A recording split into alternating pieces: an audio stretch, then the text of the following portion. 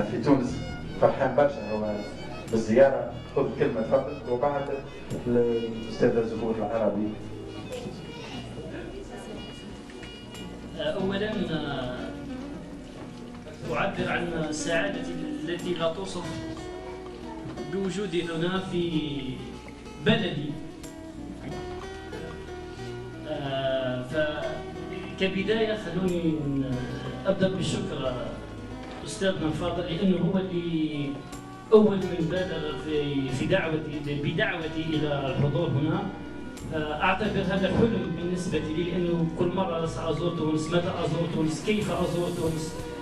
تاجل هذا الحلم لوقت، للحظات، لسنوات، فصار في لحظه ما صار صعبا، لكنه في دقائق معدوده انا الان في تونس، لدرجه اني لولا توثيق هذه الصور قد لا اصدق في يوم ما اني زرت تونس. تصفيق هذه هو رجل لائق ولذيذ ياسر رزايا ما شاء الله عليك.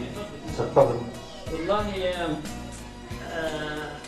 كتبت حاجه يعني بسيطه جدا عن وصف تونس او وصف القيروان بالتحديد، وذلك من خلال قطرات المطر التي تهاطرت البارحه. انا سعيد وافتخر يعني بوجودي هنا، ان شاء الله تكون امطار خير وامطار سلام لتونس الحبيب. خلينا نقول هذه الاسطر البسيطه، هي ليست بشعر على العموم حتى اكون في الصوره.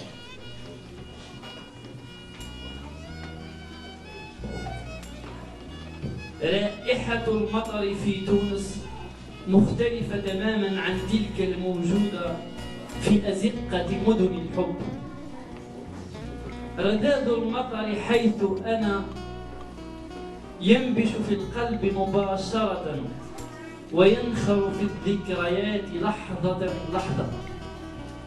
زخات المطر في القيروان مزيج بين البلل وقوافي الشعر المنبعثة من ذاكرة شعب يرثي شاعرا بحجم جعفر ماجد، شاعر لا تسعه تفعيلات أي من بحور الفراهيد، فهو من يليق أن تبكيه السماء كلما عاث الجفاف في القلوب فسادا.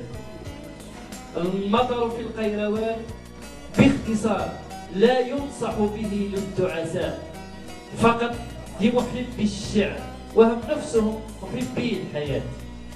هذه كانت شكرا تصفيقا، شكرا خاطرة هايلة. أمطار القيروان بصراحة يعني طليت شفت أمطار حسيت أنها مش أمطار طبيعية، مش أمطار مش نفس الأمطار اللي متعود أشوفها في الجزائر. فألهمتني في دقائق يعني، وإن شاء الله تكون في مستوى القيروان، لأنه يصعب أن أختصر جمالية ما رأيته منذ وجودي هنا في هذه الأسطر. أكيد موجودة الكثير من المشاعر التي عادة ما نجد أنفسنا غير قادرين على إخراجها في كلمات أو في صور في الوقت وتغييرها من المجرد إلى الملموس.